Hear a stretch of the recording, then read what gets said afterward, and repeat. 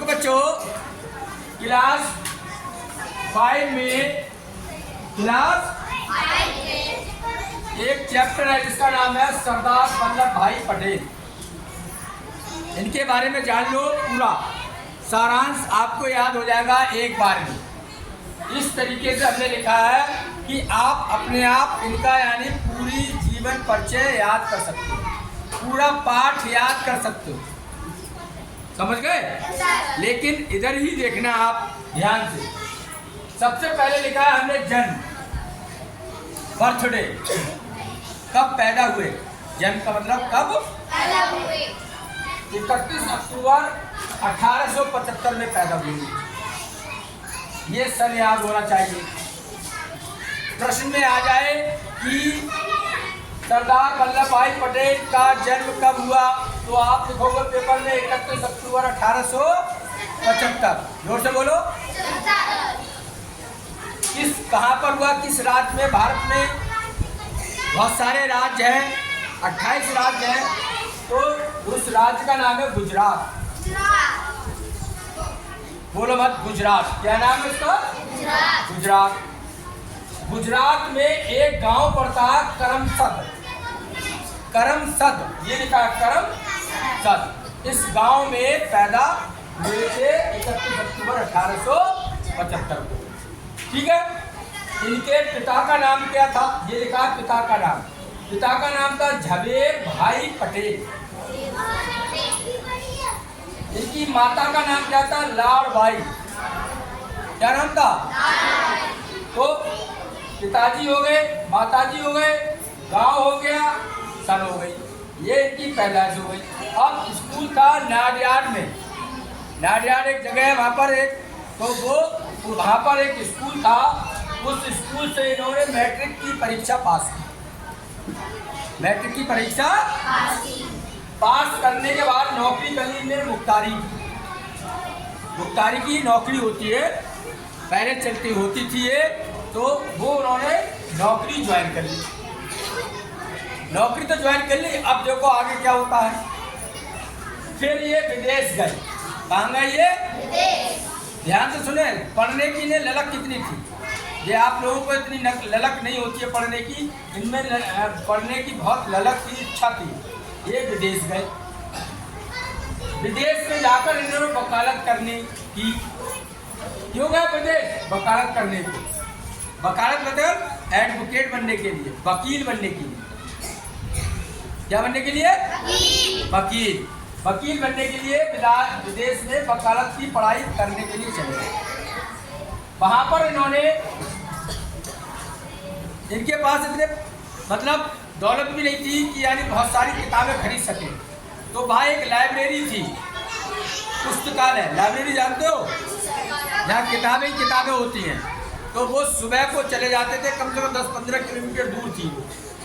और वहाँ जाकर क्या करते थे, लाइब्रेरी में बैठ जाते थे। बैठने के बाद शाम तक पढ़ते थे वहाँ। कब तक पढ़ते थे? शाम तक पढ़ते थे। शाम को जब लाइब्रेरी बंद होती थी तभी निकलते थे। मतलब देखिए पढ़ने की इच्छा कितनी थी। सारी किताबें पढ़ते थे वहाँ पर निकाल के वकालत की। तो उन्होंने यानी फर्स्ट डिवीजन पास किया। वकालत की परीक्षा कैसी की? First division. तुम ये चाहते हो कि हमें यानी पास हो जाए हम। पास तो होने से क्या होता है, नॉलेज होना चाहिए। तो उन्हें कौन से डिवीजन मिली? First division. सबसे ज़्यादा प्रथम स्थान पास उन्होंने की। क्या चीज़? वकालत। कहाँ पढ़ते? लाइब्रेरी में बैठ के। घर पे भी नहीं पढ़ते थे, लाइब्रेरी में पढ़ते। इसलिए वहाँ पर सरकार ने इन्हें उनके लिए 50 पाउंड का इनाम दिया जब उन्हें प्रथम डिग्री मिली। फर्स्ट डिवीजन पास हुए तो उन्हें इनाम मिला 50 पाउंड। ये इंग्लैंड की है करेंसी, 50 पाउंड इनाम दिया वहाँ की सरकार ने। फिर जब भारत लौटे ये, भारत लौटने के बाद भारत में एक ये वाली प्रथा चल रही थी, बेगार प्रथा। बेगार प्रथा क्या होती है? बेगार प्रथा ये होती है कि बड़े लोग जबरदस्ती काम कराते थे। अंग्रेज थे पहले। अंग्रेज क्या करते थे, जबरदस्ती घर से पकड़ कर ले गए और तुमसे बगैर पैसे दिए काम कराते थे। कौन कराते थे? अंग्रेज। इन्होंने इसका विरोध किया कि हम बगैर पैसे से क्यों करें भाई, हमारे भी बच्चे हैं। तो अंग्रेजों में यानी ये क्वालिटी थी, वो पकड़ा लोगों को घरों से और काम करा रहे, पूरे पूरे दिन पैसे दे रहे हैं। तो उन्होंने यानी एक सम्मेलन हुआ था गुजरात में, प्रांतीय सम्मेलन हुआ था। वहाँ पर क्या करा, ये प्रथा को समाप्त करा, ये ऐसा नहीं चलेगा। अंग्रेजों ने कहा हमारे यहाँ के लोग काम नहीं करेंगे। इसका बहुत विरोध हुआ अंग्रेजों ने, अंग्रेज खिलाफी हो गए इनके, किसके, सरदार वल्लभ भाई पटेल के। फिर क्या हुआ, सन 1927 में एक आंदोलन शुरू कर दिया इन्होंने। क्या शुरू कर दिया, एक आंदोलन का मतलब है अंग्रेजों के खिलाफ आंदोलन करना, विरोध करना शुरू कर दिया। क्या कर दिया, बारडोली सत्याग्रह, जिसका नाम था बारडोली।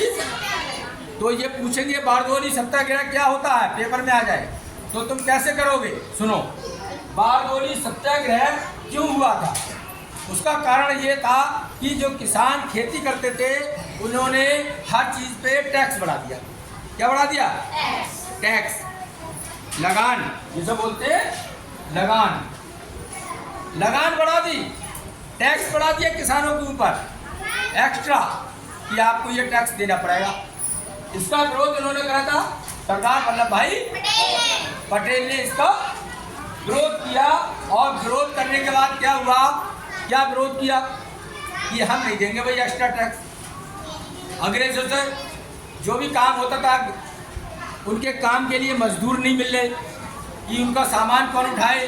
तो भारतीयों को उन्होंने क्या करा, अंग्रेजों ने गाय भैंस सामान सब चीज़ इन्होंने यानी जब्त कर लिया। किसने, अंग्रेजों ने।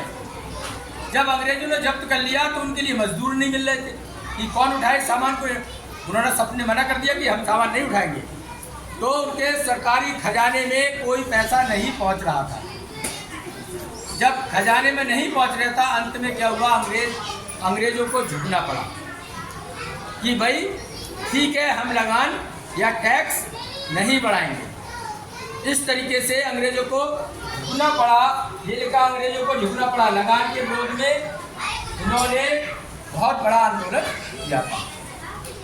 सन 1929 लाहौर में, लाहौर जो पाकिस्तान में, पहले पाकिस्तान इंडिया एक ही था, पाकिस्तान और इंडिया एक ही था, तो लाहौर पाकिस्तान में है राज्य। 1927 में पूर्ण स्वराज की मांग कर दी गई।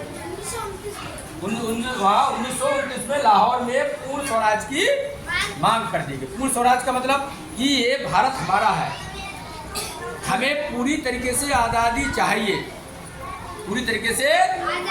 आप चले जाइए यहाँ से, इंडिया से, यहाँ पर आपका कुछ होने वाला नहीं है। तो पूर्ण स्वराज की मांग कर दी।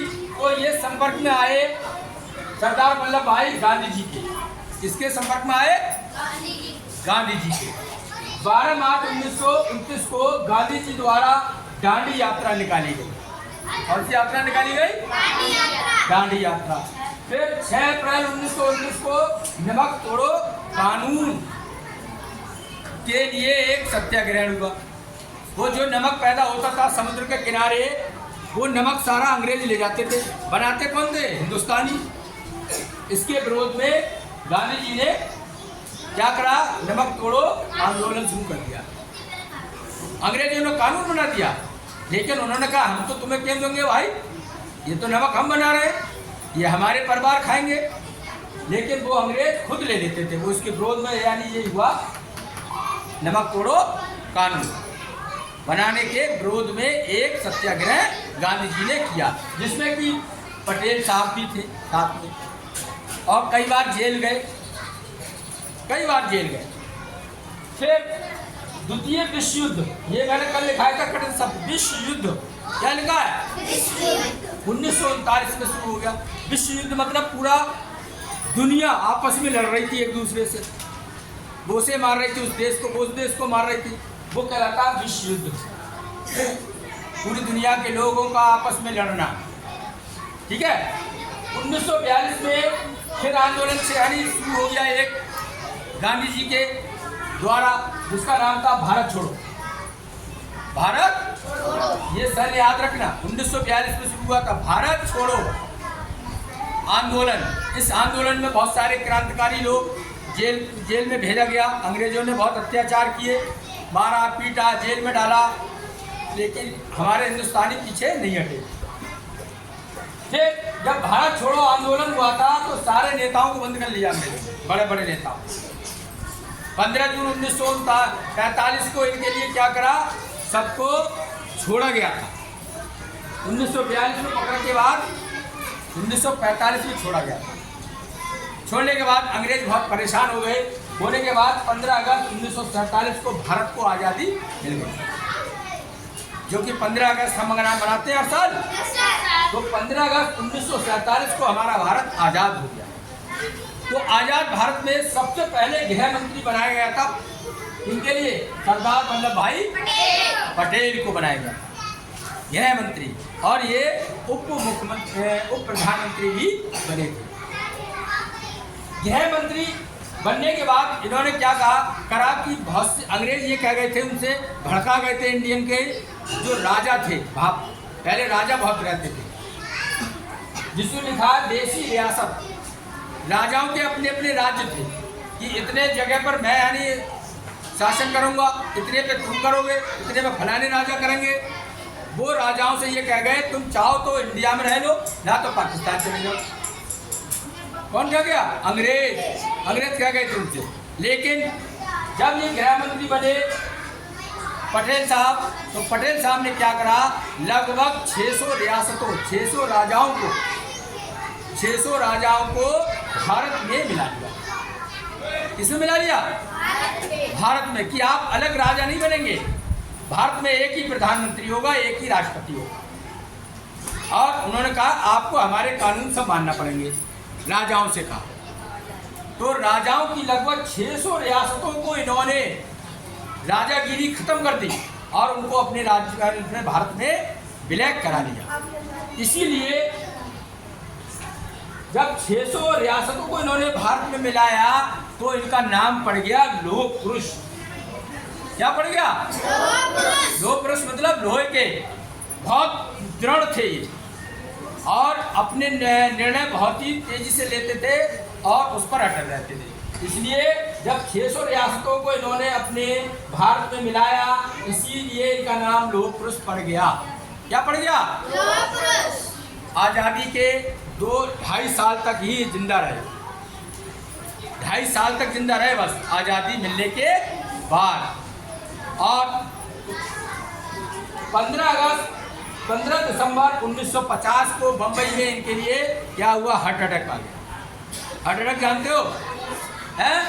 हृदय गति रुक जाना, हार्ट अटैक आ गया मुंबई में। वहीं पर इनका क्या हुआ, निधन हो गया। इन्होंने यही कहा, एक स्लोगन दिया, कर्तव्य पालन और अनुशासन। जो काम कर रहे हो अपना काम करते रहो, दूसरे क्या कह रहे हैं, गालियां दे रहे हैं या अच्छा कह रहे हैं या बुरा कह रहे हैं, उसको मत देखो, कर्तव्य पालन करो और अनुशासन में रहो। इस तरीके से पूरा पाठ आपका सारांश है। Thank you very much.